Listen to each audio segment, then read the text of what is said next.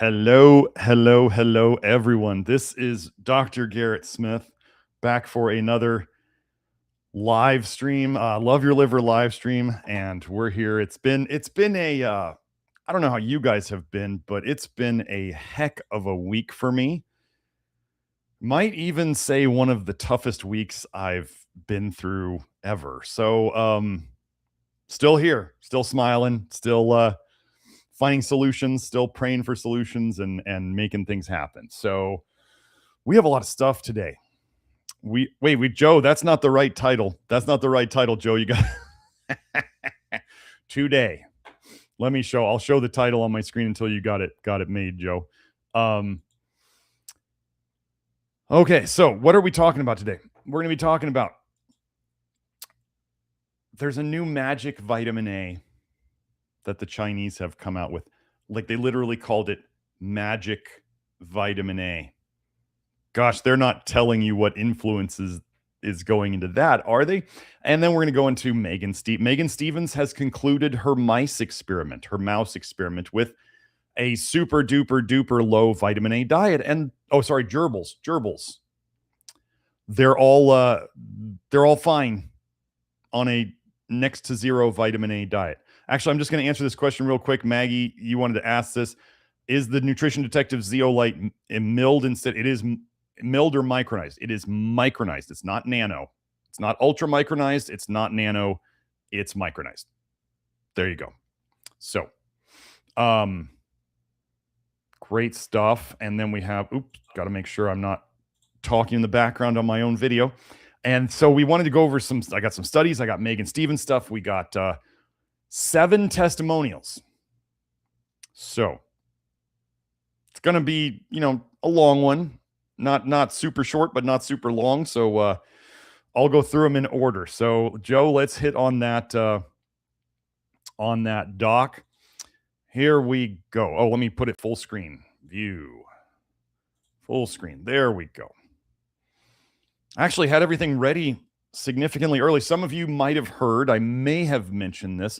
I'm going to be redoing the liver biopsy and liver necropsy. That's when they do a biopsy of a dead person on their liver. But I'm going to be redoing that video where I was demonstrating that there's a worldwide vitamin A toxicity epidemic going on. I just wasn't feeling it this week, and I didn't have enough time to get all that stuff together because I'm literally going through these giant PDFs. The crazy thing is when I found the paper from the World Health Organization that said that if there are areas where vitamin A deficiency is at a 20% or higher rate, then that is a moderate to severe health concern. Well, 33% of the cadavers that were studied in the US had vitamin A toxicity in their liver. So we have a moderate to severe health concern according to the World Health Organization. And we're going to, as we showed last week, we showed that all the vitamin A testing is basically BS and it overdiagnoses deficiency, if that even exists. So if you haven't seen that episode yet, you're going to want to. That's 263. That's last week. So here, I'm going to open up... So yeah, Megan finished her. Oh, wait, I got to turn off the sound on all these. There we go. Okay. And we'll get these all opened. And then I will show them. Oop. So Megan is a big fan of the Love Your Liver program. She is one of the people who helps us with our research of new things. Yeah. So anyway, here, let me share this. So this is, we have 5 videos from Megan. If you want to go check the development of them over time. Here's the first one. The gerbil experiments that challenge everything we know about vitamin A. The next one, we have our vitamin A supplements in Africa really helping or hurting. That research is very interesting. Do you know that they found more problems when they were doing pokies in Africa and they gave vitamin A injections at the same time? Weird that two things that might not be good for people could cause problems. Then let's go to, we have Infant mortality rates with vitamin A supplementation. Do the studies prove it's not safe? And in the background, you can see the gerbils. There they are. And then we have her gerbils just past 1 year with 0 vitamin A. Oh, sorry, I'm not switching the screen. Sorry, Joe. You guys have been seeing this screen the whole time. Sorry. So we have the gerbil experiments that challenge everything we know about vitamin A. Then we have our vitamin A supplements in Africa really helping or hurting. The channel is Megan Stevens. Her website is eatbeautiful.net.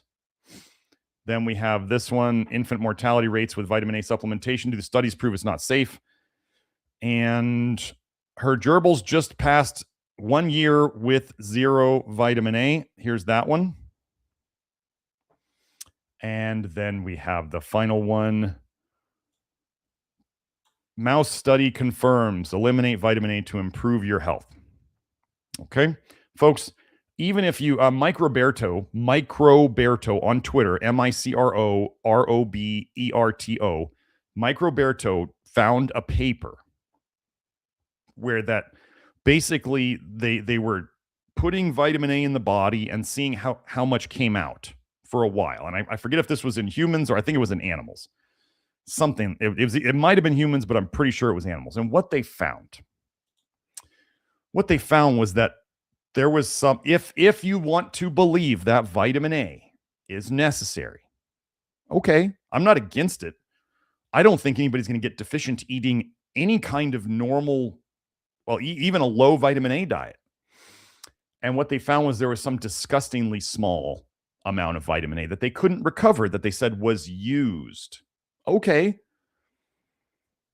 Somebody on a low vitamin A diet gets that much in a day very easily, even if they're trying to minimize vitamin A. So is vitamin A deficiency a problem? Even based on the research that says this is what we couldn't recover. It was some like a couple of hundred units IUs, a couple hundred IUs a day, if even that.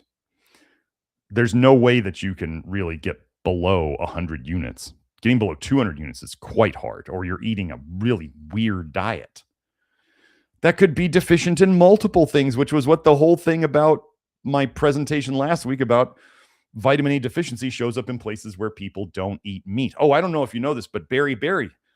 Those of you who are worried about beriberi, thiamine deficiency, do you know that beriberi came about on an all white rice diet? All white rice. An all white rice diet. Do you think that could be nutritionally deficient in all sorts of things? Like, oh, I don't know, meat? Most of the nutritional deficiency diseases that you find will be meat deficiency studies when you really look into them. How'd they fix the beriberi epidemic in Japan? Meat and barley. You can look it up. So, anyway, fun stuff. So, I want to thank Megan for doing the gerbil experiments. Thank you so much for doing that. I highly suggest you guys subscribe to her channel and go check it out. I mean, basically, all of the old vitamin A research is getting just destroyed by what we're doing, which is great. Oh wait, who was saying? J Rowe was saying here. Let me show this one. The fast life cycle of gerbils implies that we should see those, quote, deficiency problems sooner if they actually existed. Yes, that's exactly why we're doing them, right? Because we can cycle through them very quickly. Yes.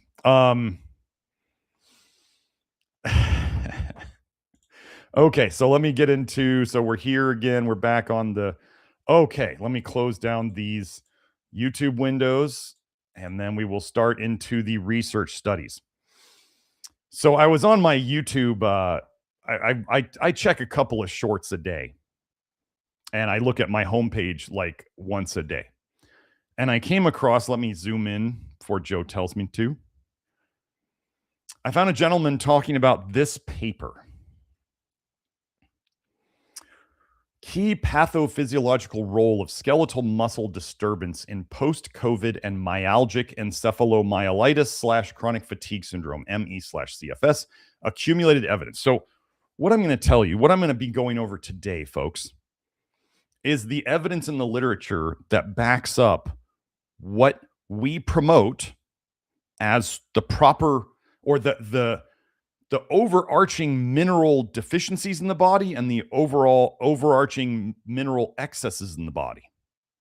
And this is when you start to see these patterns, you'll start to understand why we are able to help fix people with such diverse conditions, because these are the general patterns out there and they can just show up as different problems depending upon, your genetics. It can be the deficiencies you have, which ones are worse and which ones are less. It can be because, okay, you don't need to see the folder. Anybody, you have access to the doc. That's what you get. So anyway, okay. The patterns. Lots of people think certain minerals are good and you need more of them. Like, I don't know, the whole LMNT electrolyte thing where they're pumping like a gram of sodium into you for your electrolytes. Just most people eat plenty of salt in food. Okay. And then there's the people who think you need more calcium. Oh boy, wasn't that a big thing? Well, wait, let's go over what they find in this long coof and fibromyalgia. What are the patterns that they're finding? And what are the minerals that undoes this? Okay.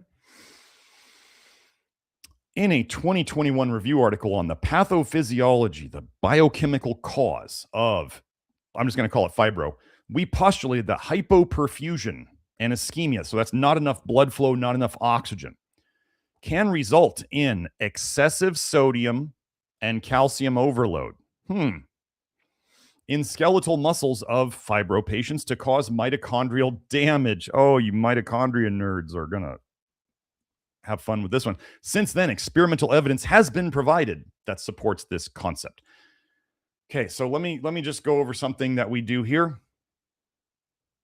You have a sodium-potassium pump that brings sodium and potassium in and out of your cells. You want more potassium in the cell. You want sodium outside and potassium in, and then they switch, right? That they do the switching all day long, okay? Well, let's go over this then. So what is the counteracting mineral to calcium? Oh, it's magnesium. Do you guys remember what the two minerals are that I tell you that if you fix these will be the fastest way to improve how you feel? Which two minerals? Magnesium, specifically topical magnesium, especially in our lotion. Okay, our magnesium lotion is amazing. It's like the most potent out there, and it works, and people feel it, and that's why they love it, and that's why we sell a lot of it, because it's amazing. Okay. Potassium. Now, you can get this from food. You can get it from, supplements if you choose to. You can get it from 50/50 salt that we talk about here. You can get it all sorts of ways. Most people are getting twice as much sodium as they get potassium. And they're tired, like chronic fatigue tired. Okay, I'm going to tell you that you want to flip that balance. You want to get twice as much potassium as you do sodium. You got the element people out there saying that people don't get enough sodium and you got to just drink more sodium and stay salty. And I'm like, yeah, the problem with America has always been a lack of sodium. Definitely. Like sodium in food is not the same thing as sodium in an aluminum can or in a powdered packet. Give me a break. So this paper is saying that there's too much calcium and too much sodium stuck in the wrong places. Let's see, an MRI study showed that intracellular sodium in muscles of ME/fibro patients is elevated. Wait, that's not good. And that levels correlate inversely with HGS, hand grip strength, right here. Okay, so the more sodium in the cells, the weaker your grip strength. But wait, didn't nickel weakened grip strength too, and PEA improved grip strength? Huh, that's crazy. This finding corroborates or backs up our concept of sodium and consecutive calcium overload as a cause of muscular and mitochondrial damage caused by enhanced proton-sodium exchange due to anaerobic metabolism, because there's not enough oxygen in blood, like they said earlier, and diminished activity of the sodium potassium ATPase. The histological, that's where they're actually looking at the tissues, like microscopically. Investigations in fibro exclude ischemia by microvascular obstruction. So they've said it's not a lack of oxygen and blood flow because the blood vessels aren't carrying the blood. It's not viral presence, viruses, or immune myositis, or immune inflammation of the muscle, like autoimmunity. The only known exercise-induced mechanism of damage left is sodium-induced calcium overload. If ionic disturbance and mitochondrial dysfunction is severe enough, the patient may be captured in a vicious circle. This energy deficit is the most likely cause of exertional intolerance. You know how fibro people can't tolerate exercise? Many of you out there who are trying to get better, you don't tolerate exercise? And post-exertional malaise, like when people get, as we say, get their butt kicked by doing too much, and is further aggravated by exertion. So again, they're saying it's not blood vessels causing the problem, it's not viruses, and it's not autoimmunity. It's that they've got too much sodium in their cells, and the sodium is actually then causing the calcium overload. So I'm not saying to not eat salt. You do need salt. You do need some amount of calcium. But what do we fix in people? We fix calcium dysregulation. When they get too much calcium where it's not supposed to be, and they don't have enough calcium where it is supposed to be. Now, let me tell you two fat-soluble vitamins that tend to, in the body, we've been over this before, increase calcium just about everywhere, and either decrease potassium or block potassium channels. One of them you might know as rat bait poison. The other term for this compound is cholecalciferol. Another term for this compound is vitamin D3. Then we have vitamin A. Vitamin A blocks potassium channels and yanks calcium out of your bones to put it in the blood. So it raises calcium in the blood, which is not where you want it. You want it in the bones, and then your body to get it out of the blood, whether it's from vitamin D, which if you look in the research enough, vitamin D takes the calcium out of your bones too. It's called bone resorption. Vitamin D does this. You can look it up. Bone resorption, vitamin D. So you have vitamin D and vitamin A taking calcium out of your bones. It goes into your blood, and your body cannot handle high calcium in the blood very long, or else it would mess up your heart and your brain, and it has to shove it into the soft tissues. That's calcification. That's calcium in the wrong places. And both of those negatively affected your potassium balance. And then too much calcium in the blood depletes magnesium. Are you following yet? So again, we fix your potassium intake. We have you don't not do excessive amounts of sodium. Still do sodium. You get the right amount of potassium. People start feeling more energy and better moods. And then you get the right amount of magnesium. And you definitely don't overdo the calcium. And the magnesium can start decalcifying you. It's literally in the research. And then we get our vitamin D. How do we fix our vitamin D metabolism? I'm going to remind you. Low vitamin A diet and a low nickel diet. You're going to get sunlight or ultraviolet light somehow, however you choose. You're going to a person who is working with me is not going to take vitamin D supplements. They're going to get their topical magnesium. More is better than less. They're going to correct their zinc deficiency. They're going to make sure they're not protein deficient. They're going to get the right amount of calcium for them. In my experience, that's 500 milligrams or less will keep people doing quite well.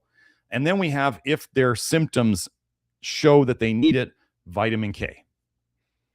And then we fix that whole metabolism, and we get the calcium going where it's supposed to go, and we have enough magnesium, and we're not blocking potassium or depleting potassium, and then we're, all the things that we do. So let me go find, where were we at?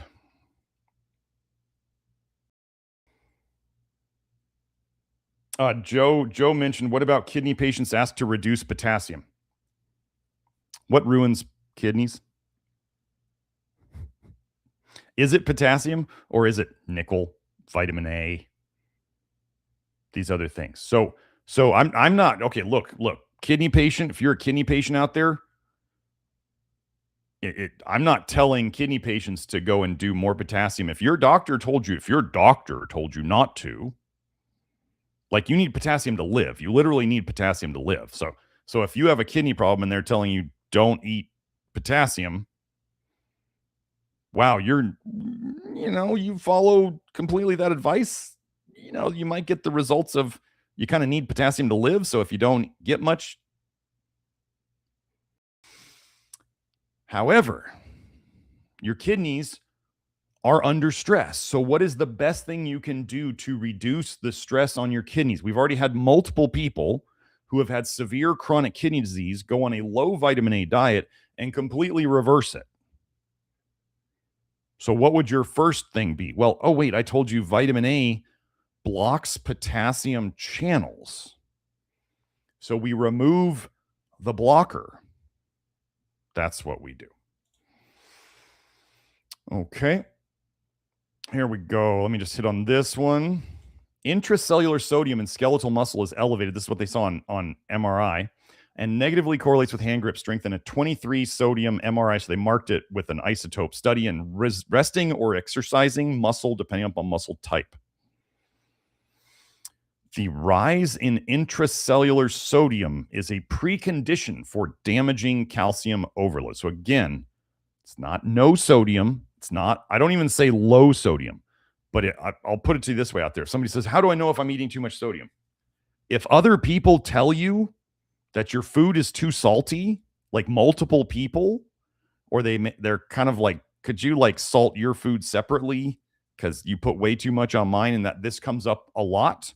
Or if you're constantly thirsty after meals and you feel kind of dehydrated, you're probably eating too much salt. But 2,500 milligrams would be a good, the normal recommendations, these are approximate, 2,500 milligrams of sodium in a day, 5,000 milligrams of potassium in a day. The Institute of Medicine recommends 4,700 milligrams of potassium a day. Most people probably get 3,000 of sodium and 1,200 to 1,500 of potassium. They wonder why they're tired. Okay, so fix your potassium intake. Let's go find the next one.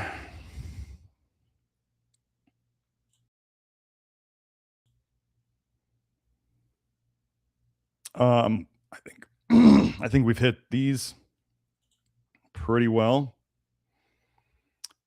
Basically, you guys can look at this if you want. I think we've hit it enough. Basically, they're showing that in fibro and in post-COOF that there's too much calcium. Calcium overload occurs as a consequence of excessive sodium loading. It's just that the pathways, the enzymes are not moving the sodium and potassium properly.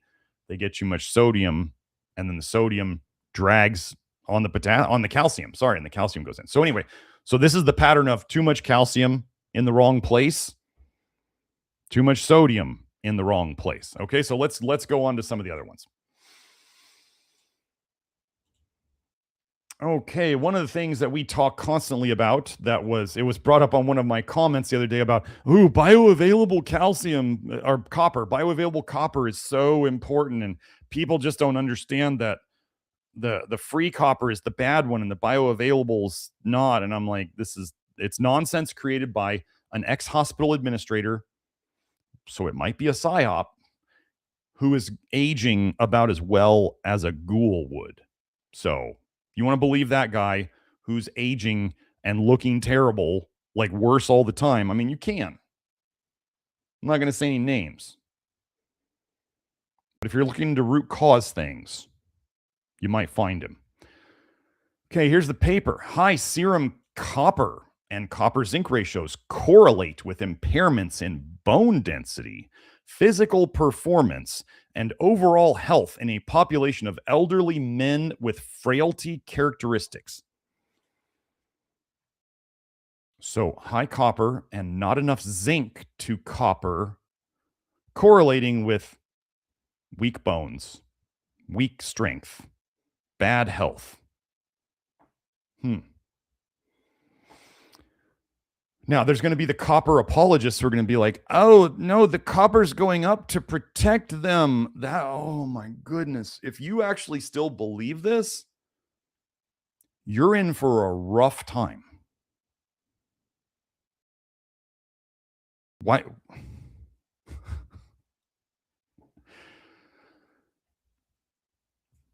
How people believe this. They're like, oh, the zinc is going down to protect them, but they're getting worse. Okay. So, what do we have here? Serum copper levels rise with age. Aging's associated with feeling better or worse, generally? Worse. And high copper zinc ratios are linked with multiple cause mortality in the elderly. So, they've got more copper, less zinc. Copper levels are going up. Zinc levels are not going up with the copper, linked with multiple causes of death. The copper's protecting them. Like, seriously. Oh, it's not bioavailable copper. They looked for relationships between serum copper levels and the copper zinc ratio with specific measures of bone, physical, and overall health in a cohort of 144 frail elderly men. Okay, I'm going to tell you something like this is undertypes. We're talking about undertypes. Undertypes, generally underweight, right? They would be frail, are worse off in the liver than overtypes. Overtypes tend to be overweight. Okay. So this is like undertypes. And yeah, you don't want to be in this. This is where most people get as they age. Now, I'm going to say, ladies, you're better at making body fat. And so with excess copper, which I've shown is associated with excess body fat, and so is nickel, you're probably ladies are going to definitely go more overtypes than men do. If you're an underweight woman, like you probably already know, well, underweight men and underweight women, you guys already know that your health is really rough and you're probably generally very, very sensitive to things. So we do help people fix that. Okay, what'd they find? We found significant correlations between high copper to zinc ratios and deficits in the femur, the big leg bone mineral density, measures of speed and strength. So they were weaker and slower. Muscle mass, they had less muscle mass, and hematocrit. They were tending more towards anemia. But you need copper for making blood. Okay. High copper and zinc ratios were also correlated with decreased triglycerides. So undertypes tend to go low on their blood test. Tend to. Okay. Before anybody goes, well, but not all my blood tests are low.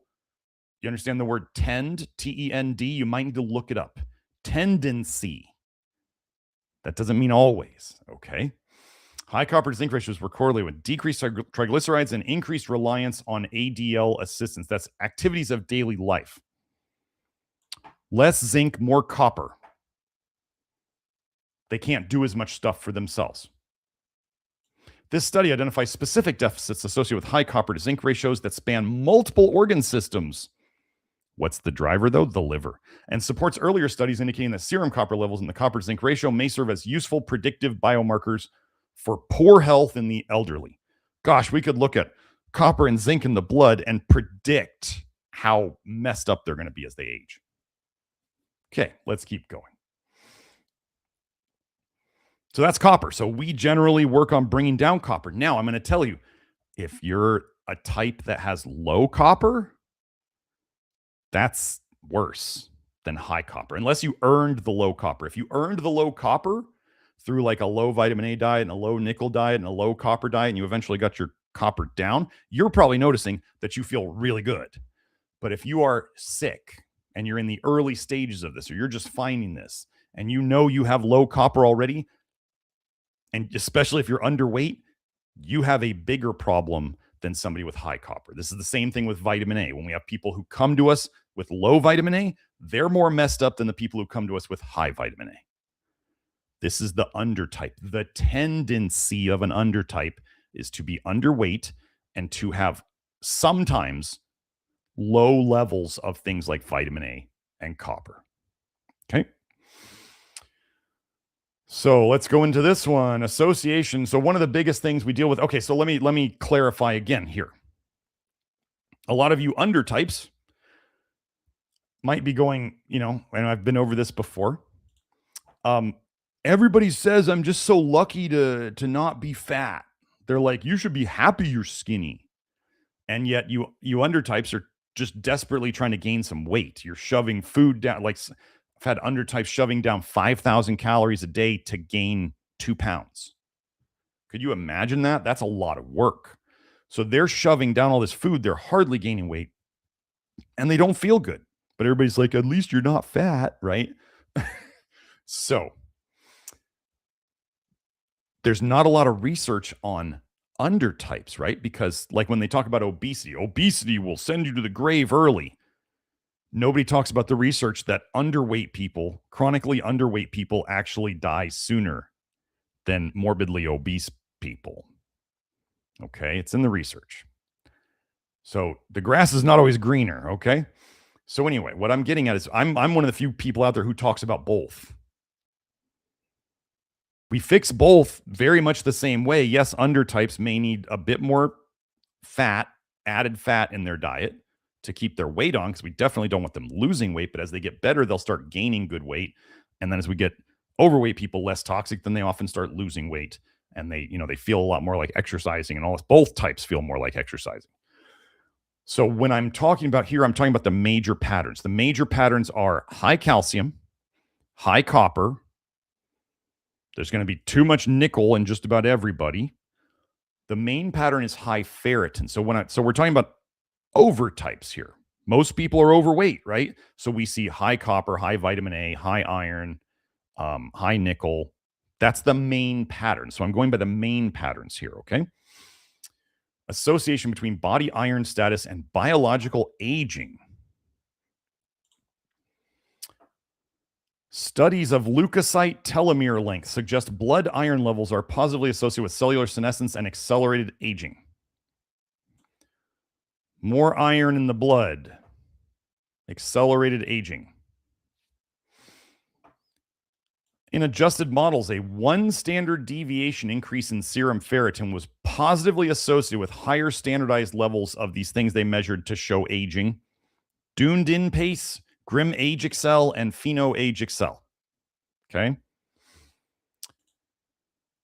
Conclusions. The positive association with ferritin is consistent with the proposed role of oxidative stress and accelerated aging associated with high iron exposure. Okay, so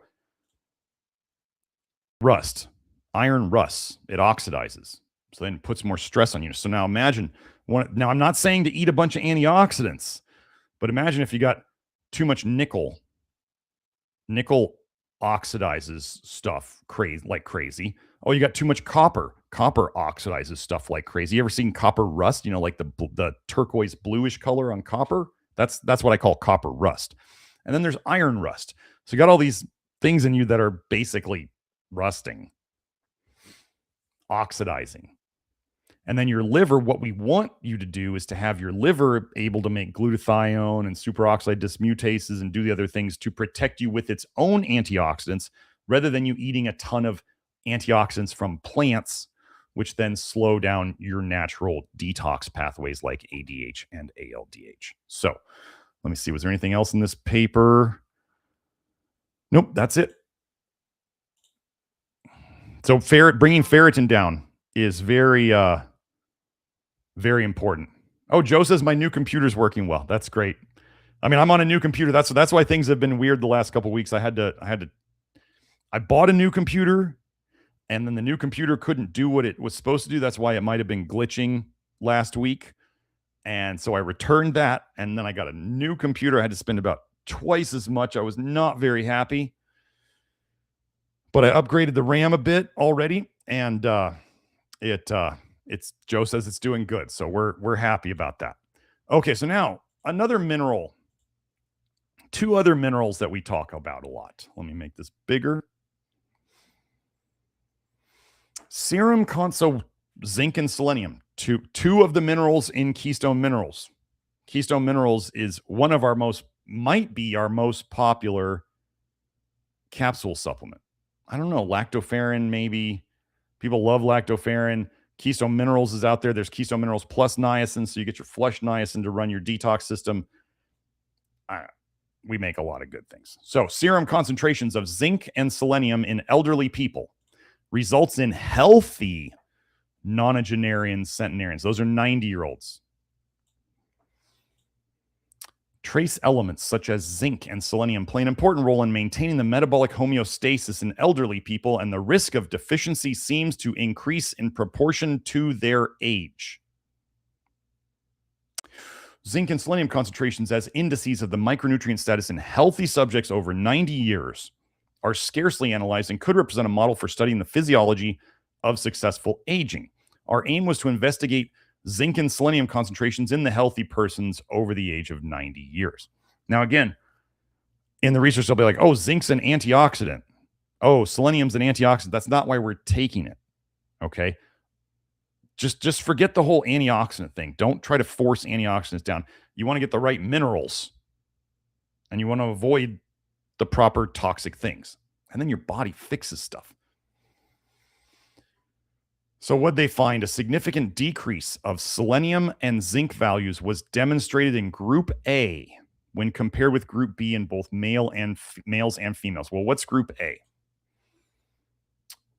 90 non-institutionalized 90 to 110-year-old people versus 62 elderly subjects, 60 to 90 years. Okay? So they found a pattern that zinc and selenium were going down as people got older. What happened with ferritin? What happened with copper? Oh, and if you didn't know, vitamin A goes up with age too. Serum retinol goes up with age too. What do we fight against? What do we promote?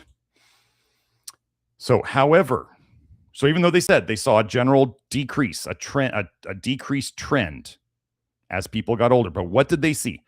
84.4% of the healthy nonagenarians, centenarians, had both zinc and selenium concentrations equal to or greater than the lowest values of the elderly group.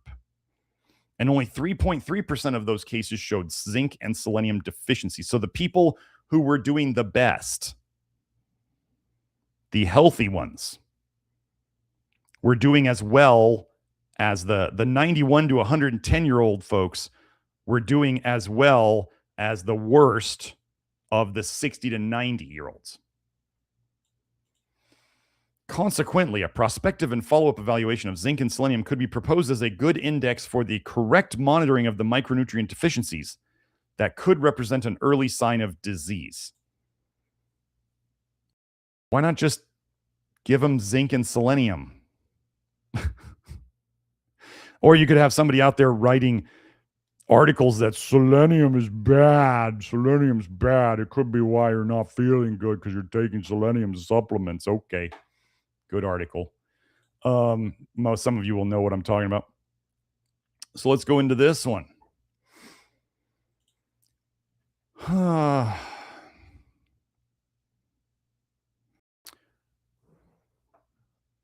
Main biomarkers associated with age-related plasma zinc decrease.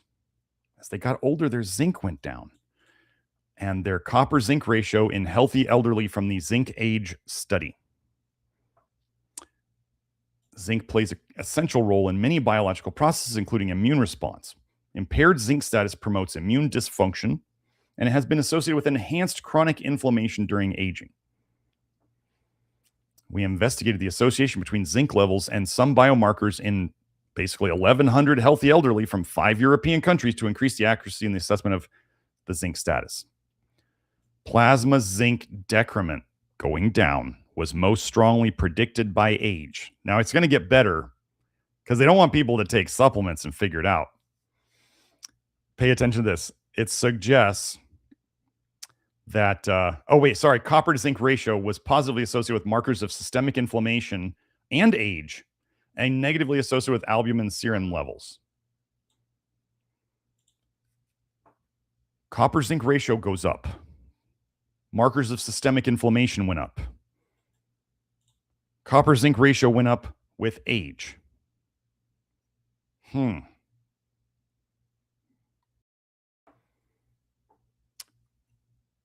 They suggest that the decline of age of zinc of circulating levels is more dependent on physiopathological changes occurring with aging rather than to its nutritional intake. The apologetics, they're going to say, oh no, it's not just that they're not eating enough meat or anything. It's that aging is causing their zinc deficiency. Getting older and getting diseases is causing them to get zinc deficient. Now, what happens as they're getting older? They're accumulating more toxins that are anti-zinc. Oh, wait, copper's anti-zinc? Copper goes up with age? Copper-zinc ratio going up was associated with more inflammation? Maybe it's the copper rising. Oh, wait, nickel's also a zinc antagonist. Nickel goes up with age. Vitamin A goes up with age, and you need zinc to detox vitamin A. Are you seeing the patterns yet? So we're just fighting the toxicity as it goes up. Okay, now that's all the mineral studies for today. Now I just want to show you how crazy the let me see if I can get into here and not have it. I'm not a robot. I'm human. Okay.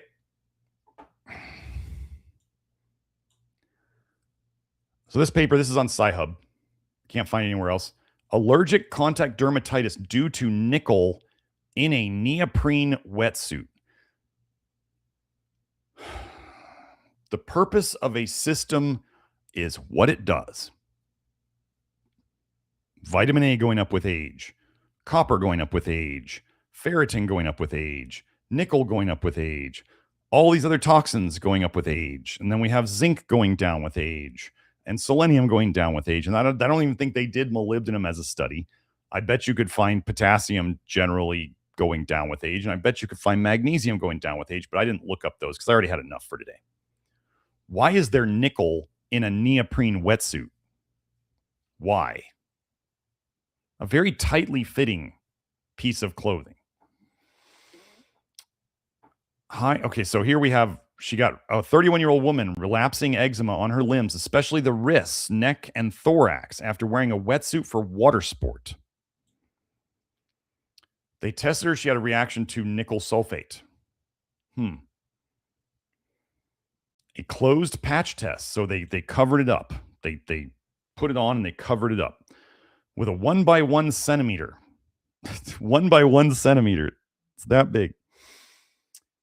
Showed a very, very high reaction. A dimethylglyoxine test. That's the stuff that you can get a Q-tip and drip it on there and rub it on things and it turns pink if there's nickel there. So it gave an uncertain result due to the running of the dyes, but atomic absorption analysis confirmed a high concentration of nickel, higher in the wristbands than elsewhere. A few months later, the patient wore a new wetsuit made from neoprene covered by thick pink and violet fabric without any relapse. She was protected. Atomic absorption analysis of the sample of this new wetsuit showed a slightly lower amount of nickel than the original black wetsuit. When the patient was re-exposed to her old wetsuit, dermatitis recurred. It came back. Okay, so thanks to David Hagerson for finding this. So the dermatitis was worse at the wrists, where the neoprene wetsuit had no covering fabric, while no dermatitis was observed with the new wetsuit that had a thick covering fabric. Why is there nickel in neoprene?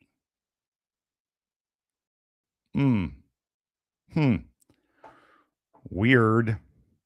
The purpose of a system is what it does. If everybody's getting poisoned and everybody's deficient, that's the purpose of the system.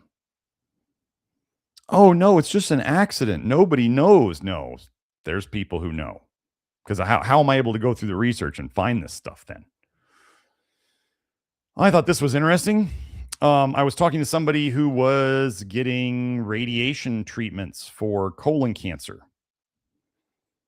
And they wanted to know how nickel interacted with it.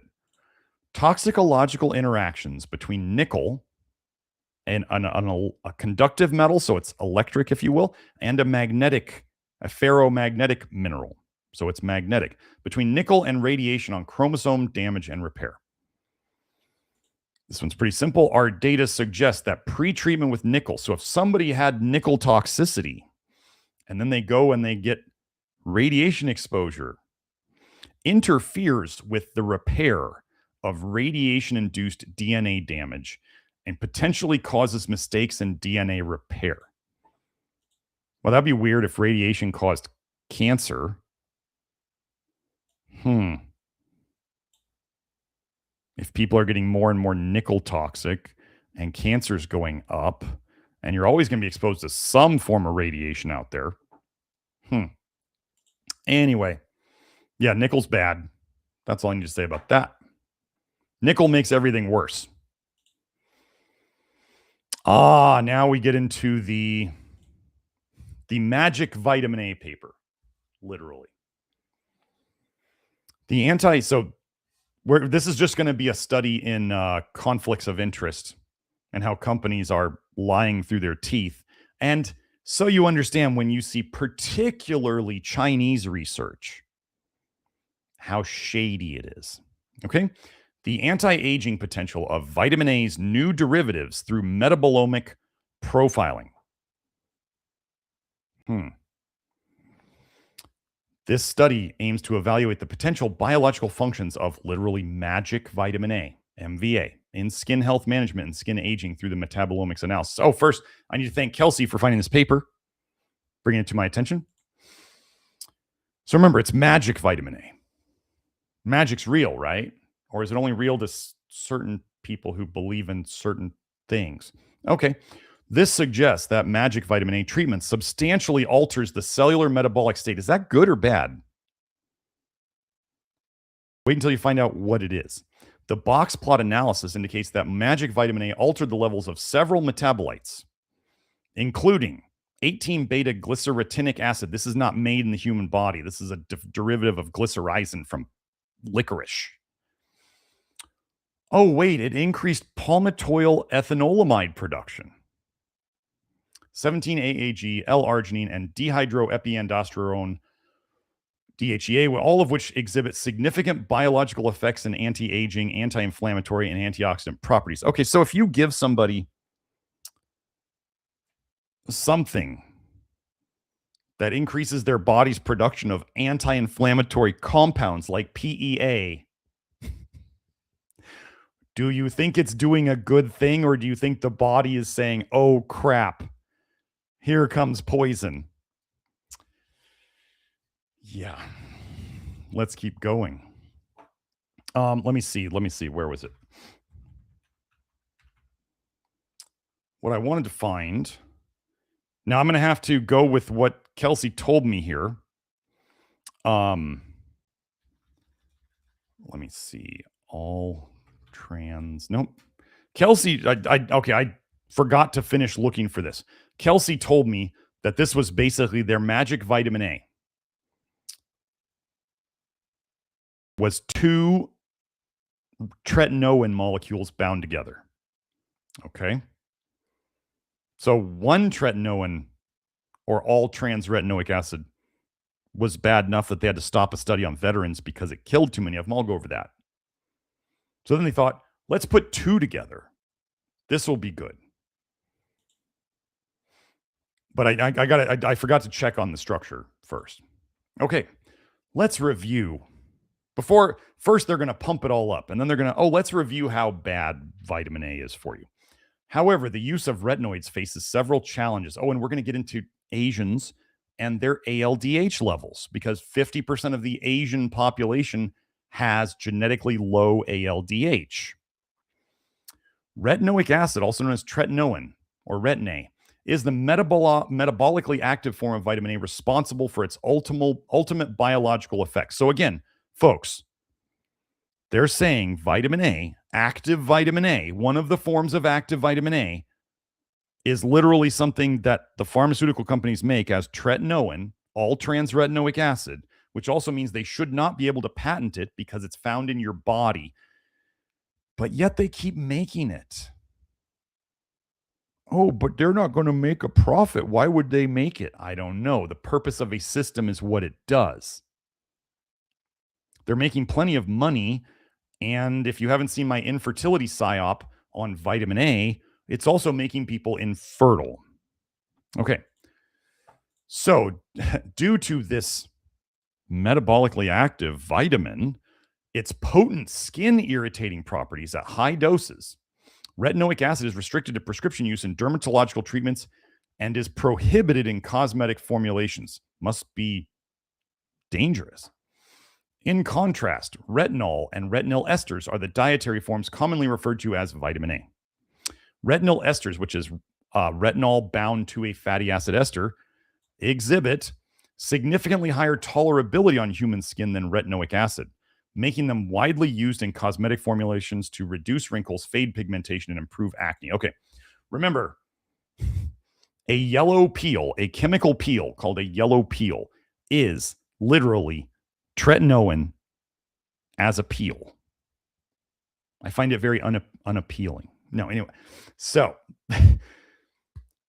they literally put a yellow peel, a chemical peel, on people's faces because it's going to dissolve the several upper layers of the couple of upper layers of cells, and then it's going to stimulate your skin underneath to reproduce more skin so you don't have like a burnt face. And they'll be like, this is wonderful. A dermatologist in an article, I've been over this before, called it, they use a yellow peel to induce controlled wounds on the face. To induce controlled wounds. Does this sound like a vitamin? Okay. So retinoic acid is literally a chemical peel. So when they put retinol and retinol palmitate on the skin, which have to convert into retinoic acid, and I'm going to tell you that vitamin A gets more and more toxic the further you go down. So if you start with beta carotene, that's the least toxic. Then you go to retinol, then you go to retinaldehyde, then you go to retinoic acid. They get more toxic as they are detoxed. This is called intoxication or biotransformation. You can look it up. It's a normal thing. It's like when you drink ethanol. It's not the ethanol that gives you a hangover and gives you alcohol poisoning. It's the acetaldehyde that it turns into. That's the biggest example that most people understand about intoxication or biotransformation. So as they say here, however, exogenous retinol esters must be enzymatically converted on the skin surface into retinoic acid in order to bind to receptors or just melt your skin and exert their biological activity. This conversion is limited by enzyme activity, local delivery, and stability, resulting in reduced efficacy, even though retinol esters are generally better tolerated by the skin. So, you want to know why they'd be better tolerated, especially in Asians, is because Asians, 50% of the Asian population has slow ALDH. ALDH is what turns retinaldehyde into retinoic acid. Wait, wasn't retinoic acid potent skin irritating? So if they're slow at converting retinol into retinaldehyde, and they're very slow in converting retinaldehyde into retinoic acid, they would have less potent skin irritation, right? That's just the biochemistry here, the pathways. Okay? Improper or excessive use of topical retinol, see, it's all still bad, may result in potential side effects such as dryness, redness, and peeling of the skin, which can cause discomfort. So it's still bad. It's just not potently skin irritating. Studies have shown that Chinese individuals exhibit heightened sensitivity to irritation reactions caused by retinol and retinoid treatments compared to Caucasians, because it's getting stuck there. Remember what I just told you? The ALDH doesn't convert it to retinoic acid, so it gets stuck on this side of it. Relative to Caucasians. They don't mean every Asian, and they don't mean every Caucasian. They mean most. This sensitivity manifests as erythema, desquamation, dryness, and elevated transepidermal water loss. We went over that with PEA. PEA helped reduce transepidermal water loss. Wait, so why, when the body's exposed to tretinoin or magic vitamin A, does it make more PEA? Are you following? Leading to temporary disruption of the skin barrier. These effects render conventional retinol treatments less suitable for Chinese individuals. There are other retinol-based compounds available in the market. Remember this one, such as hydroxypinacolone retinoate. Just remember HPR. However, these compounds have certain drawbacks, such as reduced efficacy and other disadvantages. You know, you got to balance out, does it help your skin or does it melt your face, I guess? Does it ruin your fertility for your entire life or give you GERD for 20 years like my other person? The magic vitamin A derivatives were designed. Now, here's where we get into this. They were designed and synthesized by Coach Kim. Remember Coach Kim. It's going to be very important. Okay. Let's keep going.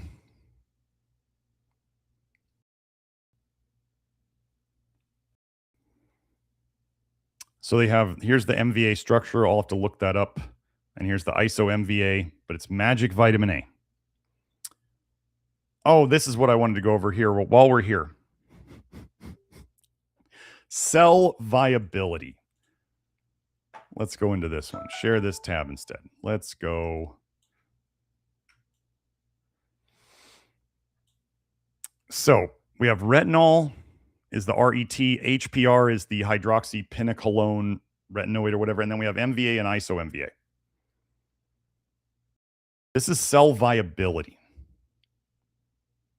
This is whether the cells can survive. So it's a cell study. So it's generally not going to show how things function in the human body.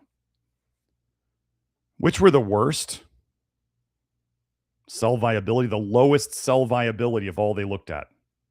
Oh, wait, it's the magic vitamin A and the ISO magic vitamin A. As I just told you, the further along in the detox process vitamin A goes, the more toxic it gets. Hey, red and pink lines there, okay? Lower cell viability. That means the cells don't function as well and they die quicker, basically, okay? They don't work right. Then they'll be like, oh, this difference isn't significant. I'm like, I think it gets significant in the real world, in real bodies. So let me go back here. We'll go here. We should be back. Okay. So let's keep going.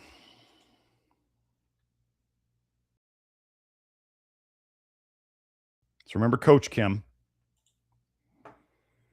Author contributions. These names right here. JW. So these are the names of the authors. These are their initials. So JW, WZ, AG, BZ, TH, DZ. Okay. 6 of the 14 authors, especially this guy writing the original draft. Just remember JW. Okay. Competing interests. The authors declare no competing interests. So they made sure to mention that magic vitamin A was made by Coach Kim. Footnotes. Li Tan and Zhang Wu contributed equally to this work. Wait, let's go back up here.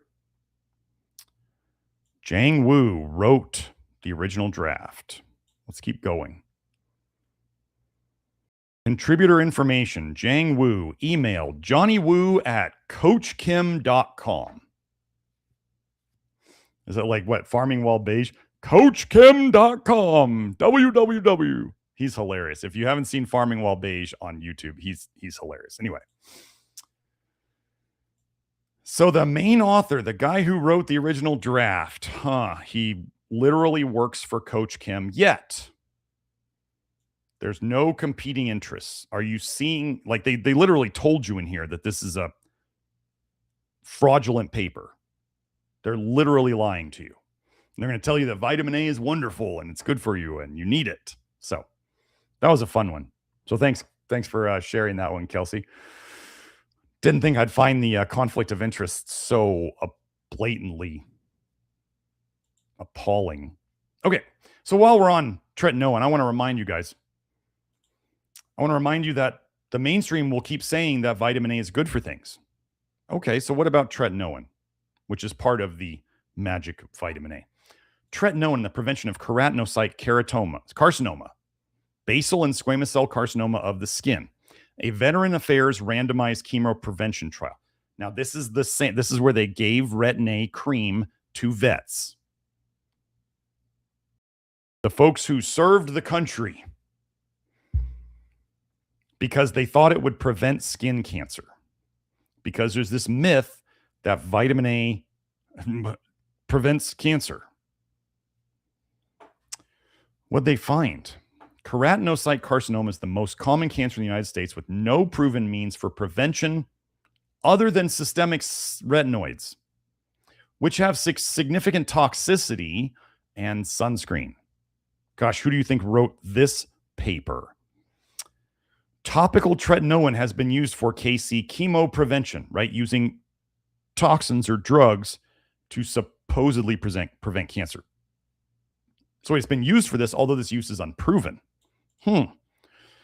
Hence, we conducted the randomized Veterans Affairs topical tretinoin chemo prevention trial of high-dose topical tretinoin for KC prevention. We randomized 1,100, just remember that number, 1131, patients to topical 0.1% tretinoin. Wow, that's not very much now, is it? Or a matching vehicle control for 1.5 to 5.5 years. The primary outcomes were time to development of new basal cell carcinoma and new invasive squamous cell carcinoma on the face or ears. So they're just putting it all over their face. Did it work? No differences were observed in any cancer-related endpoints or in actinic keratosis counts. The only quality of life difference was worse symptoms in the tretinoin group at 12 months after randomization. If you're going to come on this channel and ask me, should I stop using Retin-A? Yes, you should. Here's a quality of life problem. You're going to get sick. This trial in high-risk patients demonstrates that high-dose topical tretinoin is ineffective at reducing the risk of cases. It doesn't reduce basal cell carcinoma, and it doesn't reduce squamous cell carcinoma. But wait, will it kill you early? Yes, it will. This is the same study. Topical tretinoin therapy and all-cause mortality. The risk of death from all causes. The setting, U.S. Department of Veteran Affairs Medical Centers, patients a total of 1,131. Wow. Veterans were randomized. Their mean age was 71 years. Patients with a very high estimated short-term risk of death were excluded. They already took out the people who were at a high risk of death. They already took them out of the study. What happened next? They applied tretinoin, 0.1%, or vehicle control cream twice daily to the face or ears. The main outcome measures when they re-examined this, death, which was not contemplated as an endpoint in the original study design. Results, the intervention was terminated 6 months early because of an excessive number of deaths in the tretinoin-treated group. We observed an association of topical tretinoin therapy with death. So not only did they see reduced quality of life because their health got worse, but they literally died earlier. Oh, but this Chinese Coach Kim group says, use a magic vitamin A. It's very good for you. Serious. We don't work for them, no.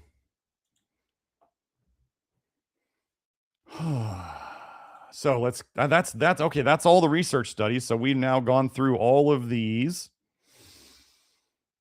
So now we get to go through the evidence of, does what we do work? So those of you, well, so Joe, we're going to make it so we could do a cut here if we decide to do just a testimonials video. But so what we're going to go into now, those of you who have been on this channel before, I'm going to go through testimonials. We have 7 of them. So if you don't want to listen to testimonials, oh, wait, actually, no, wait, I'm sorry. Let me get to that super chat. There is a super chat that somebody sent me over email. So if you guys, okay, if you guys ever have a super chat and you can't make the live stream to do the live chat, okay? If you can't make the live stream and do the live chat and you want to send a super chat to make sure it gets answered, like this lady did, okay? Send it to Julie or Ashley, admin@nutritiondetective.com, and she'll send you an invoice for whatever super chat you want to donate. and then I'm going to do it. So here we go. So let me find this again. Okay. Actually, Joe, I can't show it on here, but I'm just gonna read the question. So if you want to just show me, Joe, I'm going to read it aloud. My question is perhaps both very useful generally, but also particular to my situation. I am someone who travels a lot for work, and thus keeping the diet at 100% is not always very easy, especially because I live in Italy. I am also an under type, and it is very important that I eat no matter what, even if it is off the diet a little bit. Yes. Obviously, when I can, I minimize vitamin A, copper, and nickel. Good. But if I had to make the choice between just one, I always choose to minimize vitamin A, as I am an Accutane survivor. Oh, wait, that's 13-cis-retinoic acid. That's another very irritating vitamin A retinoic acid compound that ruins fertility and ruins health and ruins lives. So yes, if you're an Accutane survivor, you're in the right place. Anyway, so she's choosing to, she knows she's got an issue with Accutane, isotretinoin, 13-cis-retinoic acid, which I don't know if you've seen, but nickel. When people started Accutane, there's case studies in the literature when they started Accutane, they got nickel sensitivity. The more toxic you are, the slower your detox goes. Nickel slows vitamin A detox. So imagine somebody's already wearing nickel on their body, and then they add Accutane to it, and then they've already slowed down their vitamin A detox. They add Accutane, and then all of a sudden they get more sensitive to the nickel because they're just more toxic all over. They're not getting rid of anything very well. Okay, so I would still put nickel up there, but if you feel like the biggest thing that you can do for one thing is vitamin A, okay, that's going to be your experience. So you need to know what you prioritize the most. Okay. This seems to be the most key thing for me, is what she's saying. Yes. That being said, given these things and being that I travel a lot and it is hard to always take every single supplement with me, what would be the absolute minimum supplement setup? I was thinking Keystone Minerals, Sun Fiber, and Charcoal, but open to additions and detractions and all other ideas. Okay. So, I mean, so the absolute minimum supplement setup, it all depends on, what's minimum. Do we put a limit on it? Are we going to say what 3 things? What's the one most important thing? What are the 10 most important things? So the minimum is, without a hard guideline, it's kind of hard to say. I would say, what do I'd probably, to cover the most bases, Keystone Minerals plus niacin. That would be just standard. I take that everywhere I go. Okay. I would take Keystone Minerals plus niacin. And you want to bind, and then you want your good minerals to run the whole system. I would take the binder that you find the most helpful, whatever binder that is. So Pectaclear travels the easiest because it's not a powder. You don't have to mix it up in like plastic cups or coffee cups in your hotel room. So Pectaclear being capsules and just being easy to take, that's what I would do. So I would do a binder, I would do the minerals, and then we get into, okay, so if you're doing a low nickel diet and a low vitamin A diet, I understand, you're going to prioritize vitamin A over low nickel if you have to. So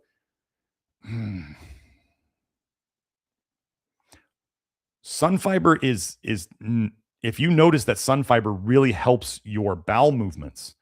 I mean, because folks, there's research on Sun Fiber helping with constipation. There's research on Sun Fiber helping with loose bowels, diarrhea. If you have bowel issues, which often happens on traveling, right?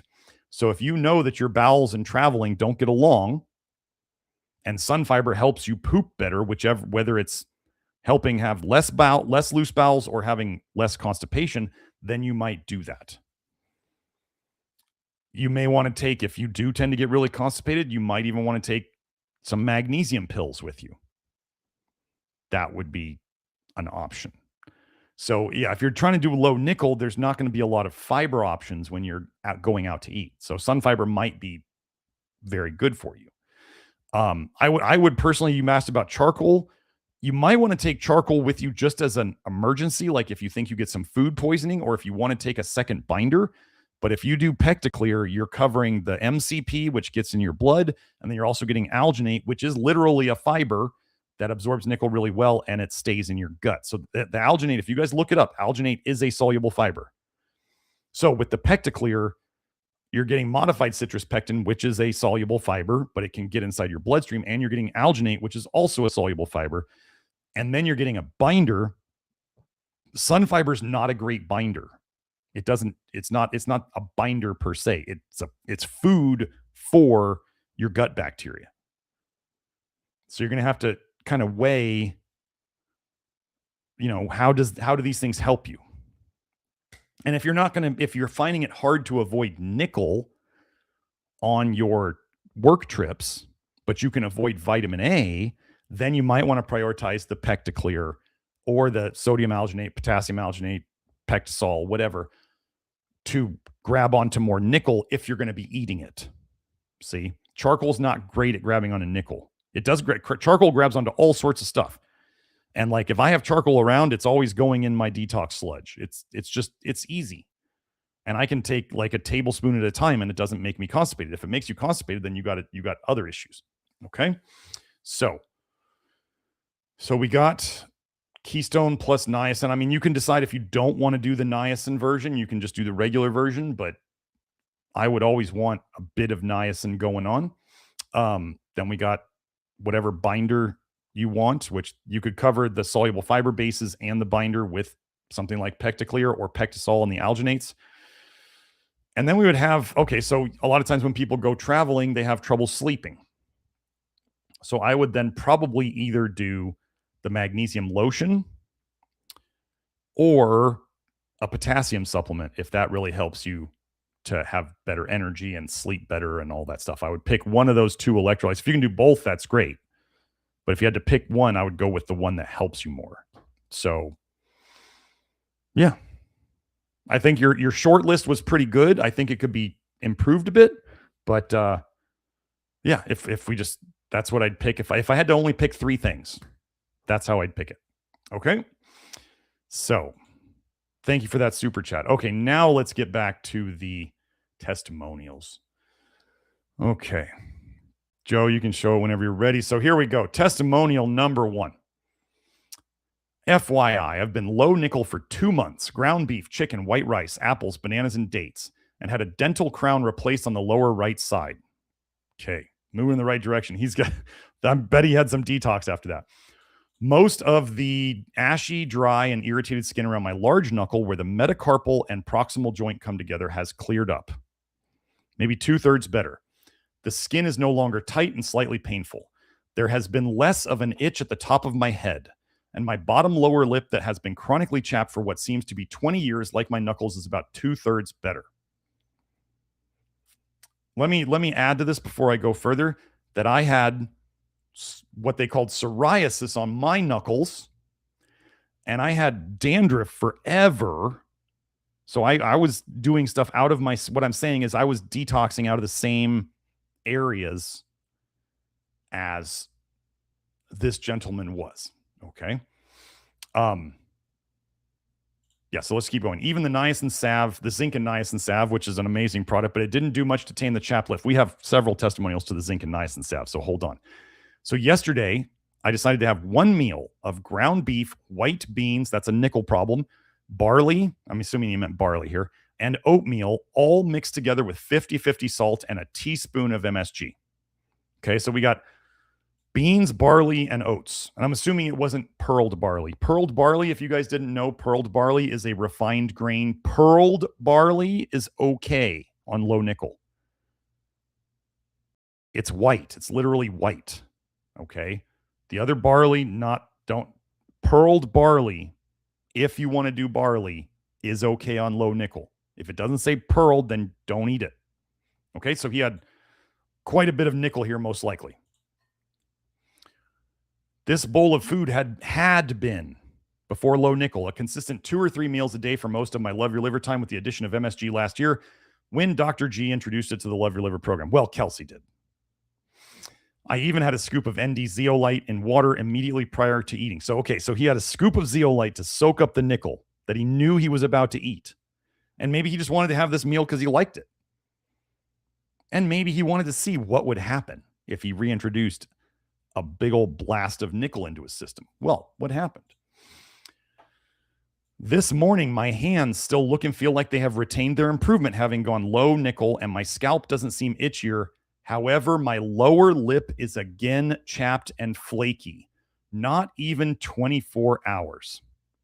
Right? So there's going to be like an order that things come back if you start putting.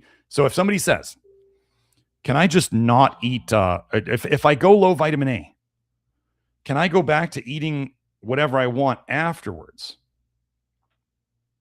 I mean, you can do whatever you want. Somebody was an alcoholic and they quit drinking alcohol for 5 years and they say, can I go back and drink some alcohol? I mean, you can.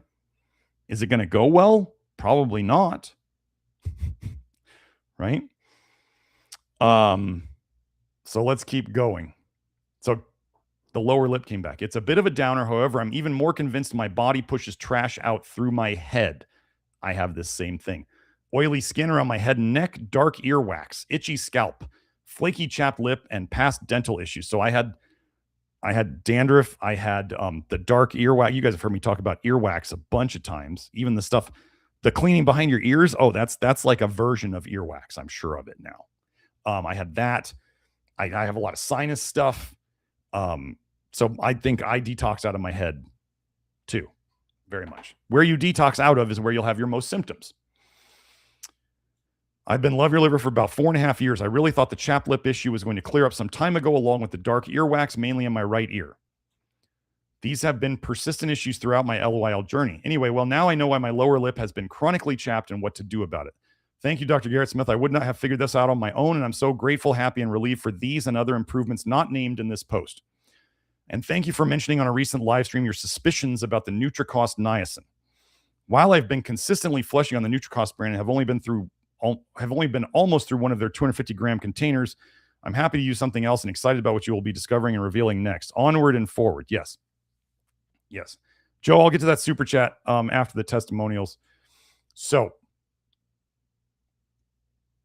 this gentleman will likely continue getting better and better and better the longer he's on low nickel. And just remember, for those of you who are in the Love Your Liver program, you want to try our niacin, which Kelsey says flushes better than anything out there, and she's had a lot of experience with it. The Niasoda, the buffered flush niacin, is only in the VIP store.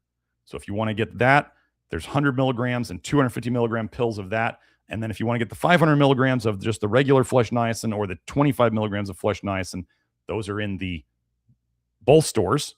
And then if you want to get Keystone Minerals, that has Keystone Minerals plus niacin, that has 200 milligrams of niacin, flush niacin per pill, that's in both of those places too. That's what I take on a daily basis. I take the Keystone Minerals plus niacin, and then I add niacin on top of it.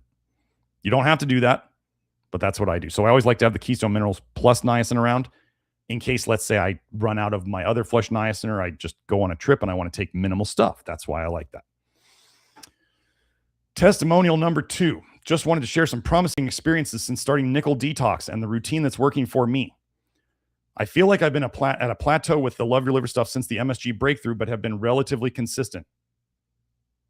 This is what we're talking about with the nickel stuff. I knew there was something getting in the way of some people's progress. And that's why when somebody on Twitter brought up nickel, at first I resisted it, and then I was like, oh, wait, this might answer it. It's exactly what I did when I first found out about vitamin A toxicity. I was having people who were getting better, and some people still had issues. And I thought, I'm missing something. And then I found that.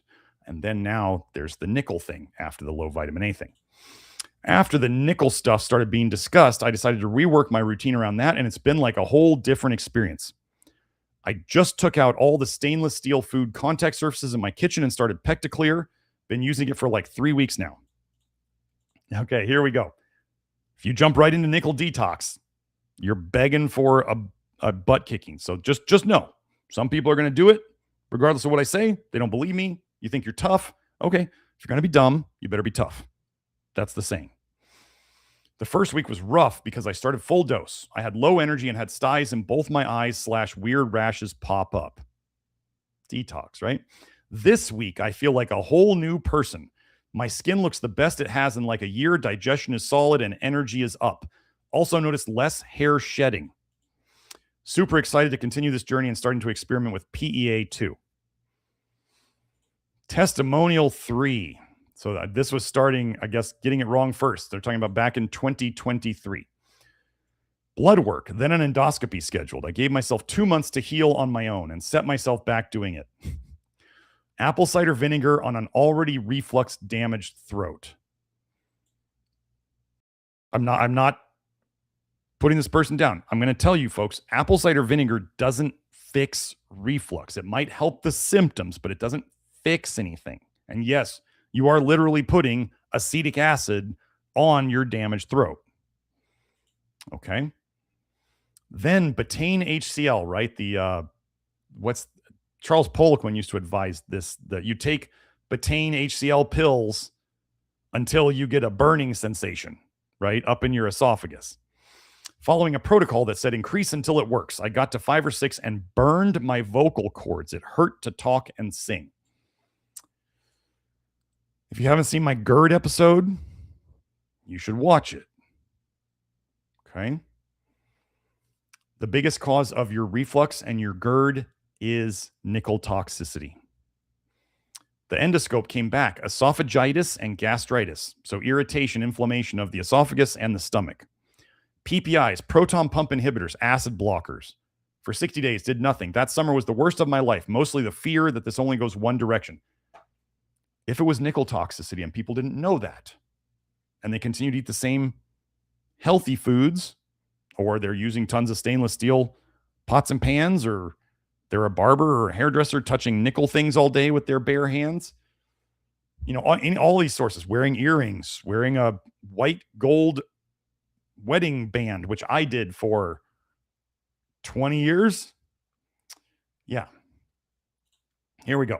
So I tried everything: juicing, vegan, raw vegan, keto, carnivore, gut health brands, a shelf of supplements. I did improve some, mainly because I'd quit drinking, smoking, and vaping entirely. But it was slow and scattered. By early 2024, I'd call myself about 10% healed. What changed from 2024 to now? In 2024, I found a comment mentioning Dr. Smith's Love Your Liver program. I read most of the Extinguishing the Fires of Hell first, but by then I understood there was a bigger picture than vitamin A detox alone. I watched episode 71 and everything he said made logical sense after feeling confused, but dozens of doctors both buy, I'm guessing he meant buy dozens of doctors, both conventional and alternative. Even knowing a fraction of what he knows today, he connected the biggest dots. Toxic bile is a major driver of both toxicity and deficiency. What has helped me the most? Zinc, as in keystone minerals, fiber, ND sun fiber, and Pectaclear mainly. Eating the right diet, lactoferrin, and PEA. That's a heck of a list, man. What made the difference wasn't only what to take, it was how. Betaine HCl had already taught me what happens when you dive in head first. Dr. Smith says start low and slow, or if you're going to be dumb, you better be tough, right? You have the two sides. So I started zinc as 1 small drop of liquid picolinate. We have the liquid zinc in the store, 2 milligrams a drop. Went to 2 after a few days, then 5. Changed my water filter, added air purifiers, had my mercury amalgam fillings removed, got the bad crowns recapped, no pain there now, and started the Reviv Mouthguard, which has been realigning my bite and my jaw no longer clicks. We'll have an affiliate link at the end of the show if you want to get one of those. The healing of that gives you a discount. The healing events is a result of the Love Your Liver nutrition principles. April 2025, doing box jumps, something in my neck straightened out. July 2025, doing pull-ups, my shoulder blade cracked right where I was hurt at 12. The relief was unbelievable. From there, it seemed that the paraesophageal hernia had been fixed. Actually harder to detect and reverse than a hiatal hernia. Then, September 2025, playing pickleball, I reached up to spike a ball and felt the original injury pain exactly as it was at 12. 2 days where I couldn't sit or bend over. My friends were genuinely alarmed, and that's the irony. Everyone around me thought I was in trouble, and I was calm in the middle of it because I trusted that this was retracing. 3 or 4 days later, relief. and the injury I'd carried for 20 years simply wasn't there anymore, aside from very mild tingling and numbing that is getting better and better. People don't have to believe in retracing and unwinding. But when it happens and you're doing the right things, which is what we do here, and you let it work itself out, and that one of the big things with retracing is that you have to be feeling better before it happens. Like when people are just feeling like crap all the time and they're like, I'm detoxing. No, if you're feeling like crap all the time, you're making yourself feel like crap all the time. You're probably not doing the right things. You should be getting better, and then you might have a retracing thing. You feel a little worse for a bit, like he said he did, and then you feel better. There has to be an upward improvement, or you're not really getting better. So this is the key thing. Retracing or unwinding is where old symptoms return for a short time. The longer you had them, the longer they show up for, and then they go away on their own. Okay. Where I am now, 2026, from about 10% healed to roughly 80%. Full neck rotation is back after 20 plus years. Digestion is dramatically better, though I'll be honest, my bowels still aren't 100% and some mild gastritis symptoms linger sometimes. Left eye blur is still there, but improving. The tingling and numbness in my shoulder blade is down to a trace. Scalloped tongue gone, less shaky, jaw is realigning. Lump is 25% of what it was before. The heart palpitations and anxiety are gone. Urine stream is a lot stronger, still needs improvement. Any acne I used to have is gone. Angry gas is gone. That's good. Excessive burps are a work in progress. This will get better, I promise you. Oh my gosh, when I was going through the nickel detox, the burping and farting I had were crazy. So yeah, I understand. On pain, the number says it best. At my worst, the discomfort and symptoms, I'd have called it an 8.5. For the last several months, a 3. I started PEA 4 days ago. Right now it's a 1, and I never dreamed of feeling this close to normal again. I now believe that deficiencies and toxicities were the root cause underneath all of it, including that shoulder injury at 12 I could never shake, which drove the swelling and musculoskeletal changes that became my digestive problems. My middle back problem that nobody could ever figure out was a toxicity problem. It was vitamin A and nickel. And only when I finally fixed those problems did my middle back get better. And now I'm doing stuff in the gym that, well, I've gotten my hamstrings a lot more flexible. I was doing RDLs, Romanian deadlifts. Those of you who lift know what these are. But I've gotten my hamstring flexibility so much better that I'm now literally touching going on the floor with the bar as a Romanian deadlift. So I can actually reach the floor with the weights. And those used to flare up my middle back so bad that I just never did them. I just avoided doing them entirely because I just knew I was going to be in pain for 3 days after it. I did them just 2 days ago and I don't have any problems. Did I fix it with exercise? No, I fixed it with biochemistry and fixing toxicities and deficiencies. So 30 years of accumulation, 2 years of actual reversal. I'm currently 37. Dr. Smith, thank you. You are welcome. I won't say your name. I don't say anybody's name. I don't give initials. I don't say names. These are, if you guys want to see these testimonials, if you're in the Love Your Liver program, you can go verify that they're there. Just search for some of the key words in these and you'll find them. So testimonial number 4, a salve testimonial. I had a small growth that looked like a scab on my right side for several months that would itch off and on. I decided to give the salve a try and applied it morning and night for about 3 months. The spot finally gave up and went away. Thank you, Kelsey and Garrett, for making such great, effective products. I love you too. Thank you very much. Testimonial number 5, we have a PEA win. After 1 dose of PEA, my bladder pain, suspected interstitial cystitis, disappeared. 1 dose. I wanted to share that on the live stream, but I missed it. Well, here we are. This was one of my main symptoms that brought me here to the Love Your Liver community. I've been taking 1/8 of a teaspoon 3 times daily now for 2 weeks and still pain-free. Oh, and also my acne has completely cleared up. Bonus. Thank you, Dr. Garrett Smith and Kelsey Kenny. Yes. So remember the zinc, Kelsey brought us the PEA after the nickel toxicity research she did, and Kelsey is the formulator of the zinc and niacin salve. So she is super valued around here. Testimonial number 6, PEA and Love Your Liver win. Our 2-year-old daughter had been experiencing digestive problems since before she began eating solid food, including more than a year of blood, mucus, and loose stools and episodes of lethargy. The Children's Hospital thought it might be lymphonodular hyperplasia and or reduced bacterial diversity in the intestine. Okay.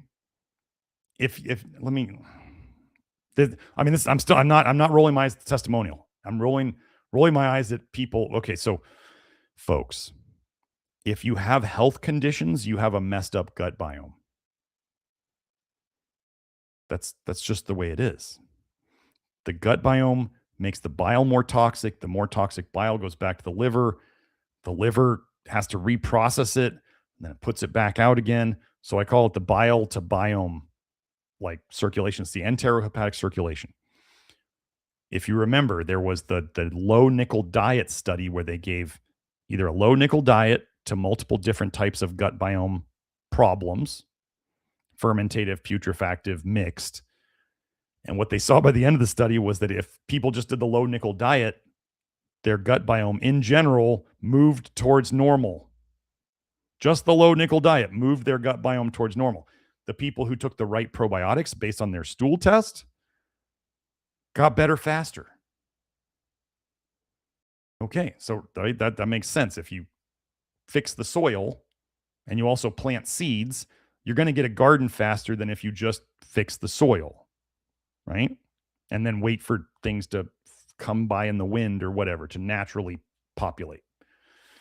Or then if you do sun fiber, then you can feed the lactobacillus and the bifido, which is the fermentative is the lactobacillus deficiency. The bifido is the putrefactive deficiency.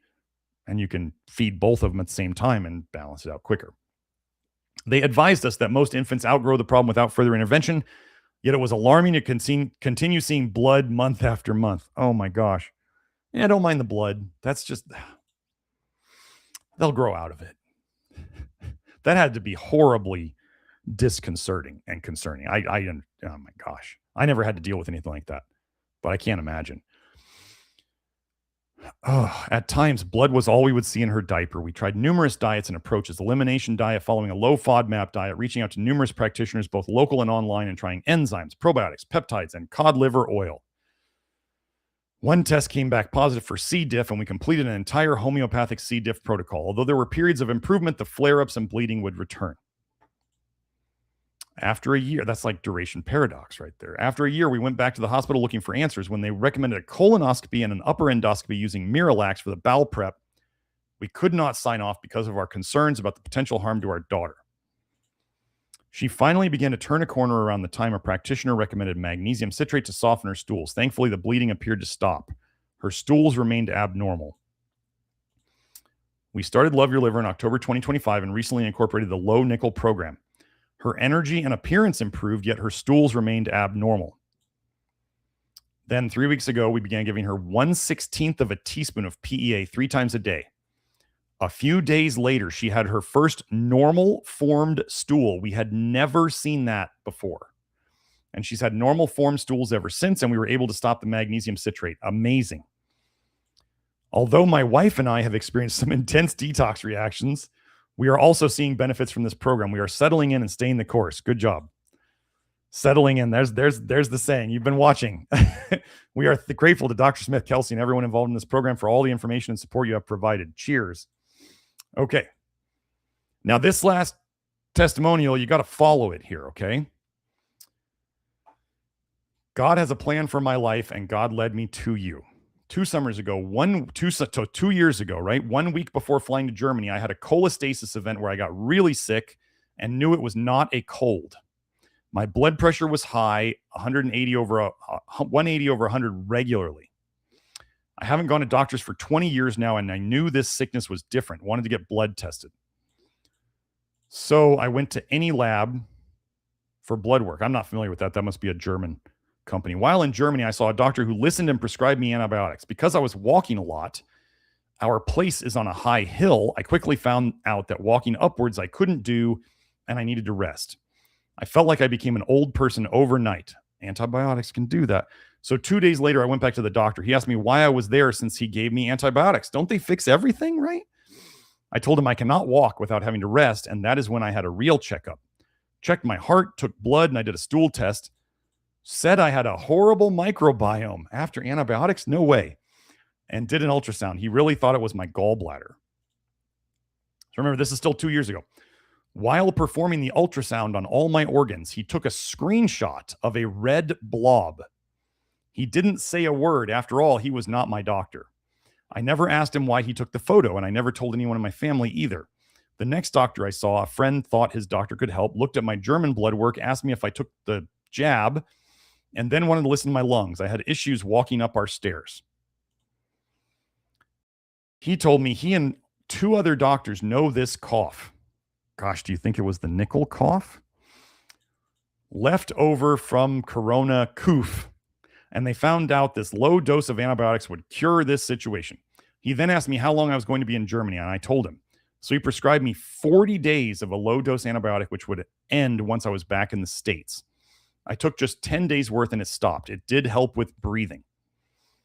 After returning home, I found on Rumble a comment referring to an interview someone had with Garrett. That's me. So I listened, intrigued. I kept listening, joined Love Your Liver, began a beef, beans, and barley diet, which I did religiously for 8 months. I was sick, and I knew it.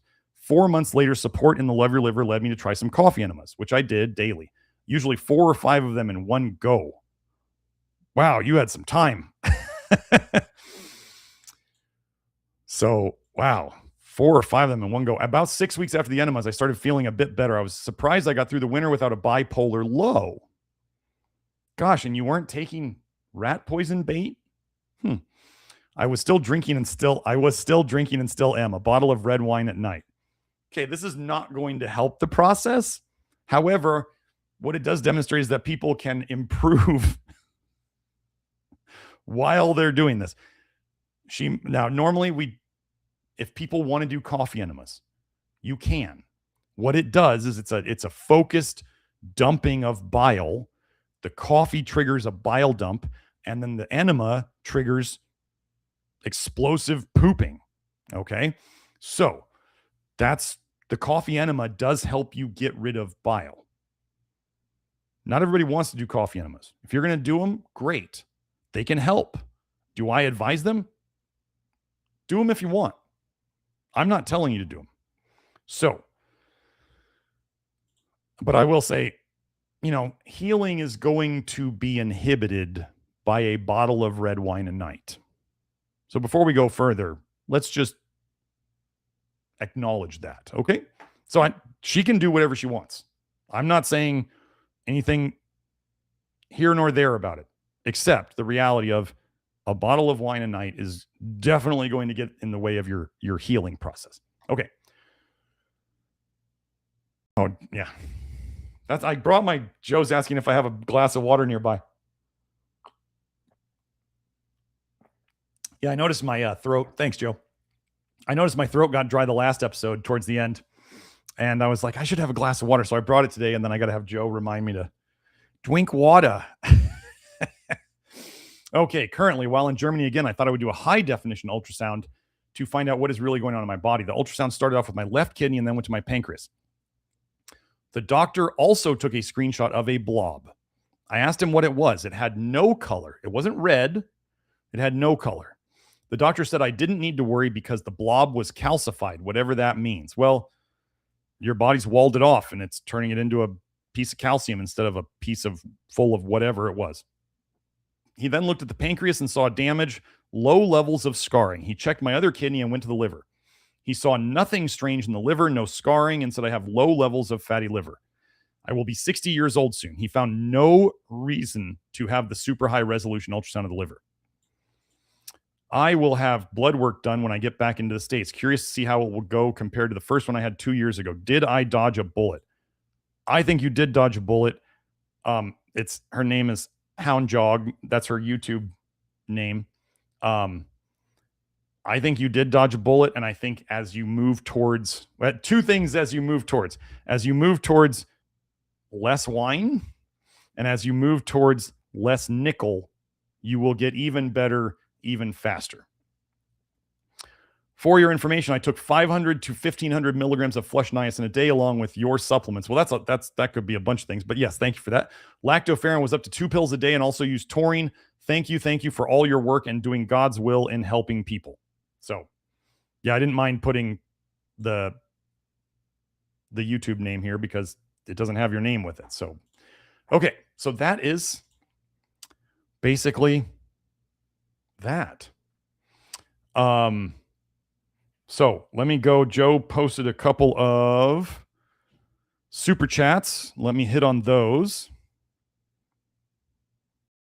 Okay. Sergio said, started PEA 3 weeks ago and started getting severe cough, GERD, and sulfur smell in your mouth. Could PEA relax the sphincter or it's nickel detox? Love you. Okay, so Sergio, it was what, Jim something was your brand of PEA? What was it? Jim.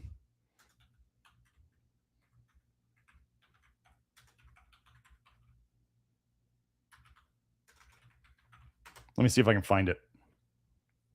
It was Jim something. Jim Beam. Jim Beam. That's hilarious. But it's Jim like GYM. Okay, so there was some stuff I told Sergio about at the start. So first, let me share the tab. Here we go. This is the one I believe he's taking, and we went over this on the live stream because Sergio is a big fan and he likes to do super chats, so we get to his questions. So we have the PEA, we have the capsule, which is hydroxypropyl methylcellulose, anti-caking agent, magnesium salts of fatty acids. So that means there might be more than that. Means there's at least magnesium stearate in there. There may be other magnesium palmitate. I don't know. And a bulking agent, as in microcrystalline cellulose. Now, I talked to Sergio about, actually, this was on some of the comments on YouTube. Magnesium stearate we found. So when we tell people with the more pure PEA supplements that you can open the capsule and just put it in your mouth, we're talking about capsules like from Pure Bulk or bulk supplements, or eventually ours, that don't have fillers in them. Or they definitely don't have magnesium stearate in them. Because if you look up magnesium stearate, and if you take magnesium stearate by mouth, like not in a capsule, it can cause coughing. Breathing in magnesium stearate is known to cause pretty severe coughing. So we have a suspect there. Now, if he took it just the capsules, but let's say the manufacturer, one of the capsules opened or leaked, or during the manufacturing process, the capsules got covered with some of the magnesium stearate, and then you swallow it. If you're sensitive to that, Sergio, and it touches your throat, you might get a cough. I can tell you, like, my mom accidentally breathed in some flush niacin once. She's got her Parkinson's-like syndrome, which is improving on the PEA, but the way she swallows, she's got issues with swallowing. That's a normal thing. She somehow opened up one of the flush niacin capsules with her tongue, the way that it moves back there, and she breathed in some of it, and she got like a hacking cough for like a week, because you're not supposed to have it back there. It's like that PEA study where they had the mice snort the PEA, and they're like, oh, it caused inflammation, and you're like, don't snort PEA, right? So could we have a couple things? Does PEA cause some detox? It has in some people. So could PEA cause some of this? Severe cough could be the nickel cough coming out. What you're going to want to watch for is it getting better over time? Is it getting better or worse? Because if you're taking things that are irritating a problem, and if you keep picking a scab, it tends to stay the same or get worse, right? So if you're getting worse from it over time, probably not doing the right thing. It could be one of the other ingredients in it. But if it's detox, as you get less toxic, the issue should get smaller. That's the thing that nobody talks about with detox. Like if you're literally detoxing, the problems should decrease over time. Not right away, but they should decrease over time. So that's where people will just be like, "Oh, I've been detoxing for like the last year," and you're like, "No, you're not. No, that's the wrong impression. That's the wrong diagnosis of what's going on for you." So, okay, but I can't say what's going on. But like you got to watch for, is it getting better or is it getting worse? Let me look at that testimony, or that severe cough, GERD, and sulfur smell in your mouth. There's something weird going on there. Here's what I would say, Sergio, is I'd say try another brand of PEA. That doesn't, but GERD is nickel toxicity. Severe cough, we talk about the nickel cough. Sulfur smell in your mouth, could that be some sort of detox? It could be. Sulfur smell, that could be from bile. So you need to see that it's getting better. If you continue taking it, first of all, you should be reducing your dose, seeing if over time you can reduce your dose so the symptoms go away. That's important. And then see if they slowly improve over time. If you find a dose where you're tolerating it just fine, and then you increase over time as you feel fine increasing, then it may not be the PEA. But we have a couple of things here. We have the fillers. It could be sussy PEA. I don't know anybody who uses this brand other than you. So could the PEA be sussy? Sure, why not? Coach Kim makes sussy stuff, so why can't other people? So I don't. That's what I got. I would try a different brand of PEA and try to get a powder if you can. Okay. Okay. Shadow ZI6JN says, I'm having tooth erosion with nickel detox. You're pushing too hard. You're pushing the detox too hard. I would, and he added, it's worse with niacin buffered / flush. It's pushing detox too hard. You need to back off. You think it may be sleep bruxism from detox stress. Is that possible? Yes. Get a Reviv. Or get plackers. The PLACKER, at least get that to put it between your teeth. Does detox cause some stress? Yeah. So, okay, don't take things that push detox. You may have to back out of the nickel detox a bit and eat some more of the foods you used to. And yeah, so folks, you can definitely push things too hard. You can definitely push things too hard. So if you think you're having problems arising on the nickel detox, this is why we tell people to walk into it, don't run. And if you see that you're pushing things too hard, back off. Okay? But yeah, then if you think it's from grinding your teeth at night, get something that goes between your teeth, like a Reviv or the plackers that is the night. It's like the super inexpensive little flat night guards that go in there, which is one of the things that the Reviv guy says to use if you can't use the Reviv for a while, or if you choose not to, you can use those. They're better than nothing. So yeah, I would get something in there. I would not take things that worsen it, and maybe slow down on the detox. That's the best recommendation I got. It's time for this famous saying. This is not a game. This is not a game. So don't push it too hard. Because then you got to back out of, if you actually do tooth damage, that doesn't always just go away. So save your teeth. Don't push too hard. Okay. This bile coming back up from your stomach, and that can eat away at your teeth. And then if you're grinding your teeth down, my dad literally had flat teeth all the way across. He ground so much. Okay. I think we covered that one. Joe, were there any more? I think I got those. Okay. I'm going to have another drink. No more super chats. Okay, y'all. We've been here 2 hours. I think that's good. I'm going to head through the links. I did not get to see if Kelsey showed up in the chat, but if she did, Hi, Kelsey. Text land.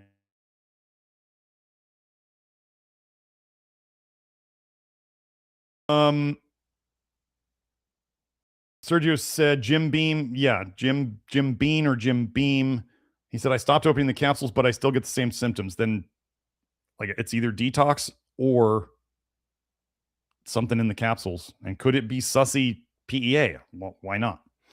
What else did you say? And from 4 capsules went to 1. So okay, Sergio said, honestly felt like nickel detox, but I don't get the sulfur smell and GERD. I don't know. Jim Beam is a Slovak company, one of the best in Europe. Oh, I don't know. Is there a possibility that you just don't get along with it? Sure. That's always a possibility. But I don't know. It's very atypical. We haven't come across this yet, Sergio, so I can't say what it is. So the only way to know would be to get a different brand and try that and see if you get the same reaction, and to try to get a pure brand like something that is just PEA in a powder. That's what I would do. Yeah. So, okay. That's what I got. Hopefully that helps, Sergio. And if it does, let us know next week. Okay, so we're going to run through these things. Joe, if you want to have that last text thing of today's show, we'll head through them now. So first, nutritiondetective.com is our main website. That's where you can find all this stuff. We just redid the website, so if you haven't seen it yet, go check it out. I like it. I think it looks great. So go check that out. That's where you can find the normal store, the shop. That's where anybody can go and buy any of our products. So you'll find the VIP store, which is where Love Your Liver members get discounts on all of our supplements. There's the membership program, which is the Love Your Liver program, which you heard about multiple times in these testimonials. And that's where you have a forum, a private social network, if you will, where you can talk to other people about what we do here and find best practices and hear what works for other people and all that stuff without the obnoxiousness and the nastiness of places like, oh, I don't know, Facebook and Twitter, so you don't have to go there and deal with all those weirdos who are just nasty. So anyway, then you can find the testing and consultation packages with Kelsey. We've got those there. And then you can find the supplement instructions. We have detailed instructions for all of our supplements under the shop drop down. So there's that. If you want to go directly to the Love Your Liver program, that is you can enter this link, members.nutritiondetective.com.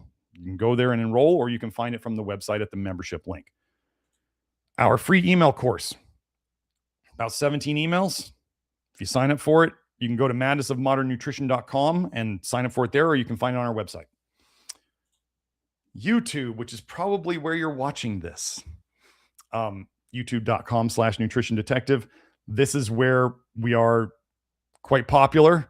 We're putting out reels here and all that stuff. So make sure to like and subscribe. Oh, and the other thing is on your phone. Okay, this doesn't work on your PC. On your phone, one of the 3-dot menus or whatever, drop it down, look for the hype button. The hype button, you can only do it for so long after a new episode has come out. So as soon as you see this episode, go on your phone, find this video, find the hype button, or, Chat GPT. How do I find the hype button on YouTube? Go and do that. That is how YouTube is really helping people. And the hype button is only up for a certain period of time after a new video comes out. Okay. So give us some hype, y'all. Okay. Then we have Rumble. Rumble is where all of our unedited episodes are. Sometimes I have to edit episodes because I say naughty words on the YouTubes. So I have to take the episode down. So if you ever see a live stream and you're like, I knew there was a live stream today, Dr. Smith, where'd it go? It means I probably said a naughty word or two, and I had to take it down so that the police, the Gestapo wouldn't find it. I got to get it down before the AI catches it. And then I have to edit out that part, and then I can put it back up. So if you ever want to see even episode 198, that's an episode That's what got me my warning here.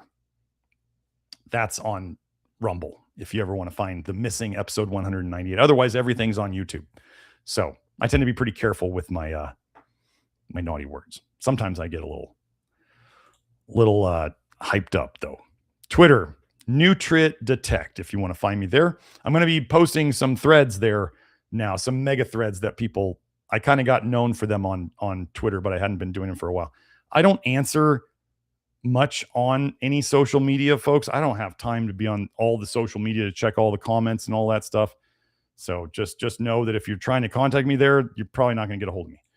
Okay, Instagram, the.real nutrition detective, if you want to find me there. Facebook, the same thing, the.real nutrition detective. TikTok, @nutrition detective. Substack, this is where I'm also I put out an article based on the vitamin A deficiency doesn't exist on Substack. So I'm going to be posting more stuff on Substack too. So if you want to find that, you can go there and look at that. Like I'll probably make a Substack out of the mineral excesses and deficiencies that we went over in today's live stream.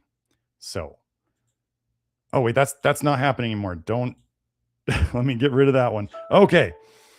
Just so you know, for those of you who liked Beth Martens' group in the Love Your Liver program, she chose, and there's no ill will. And Beth decided she couldn't manage to do those anymore with her schedule and stuff like that. So sadly, she's not doing those anymore.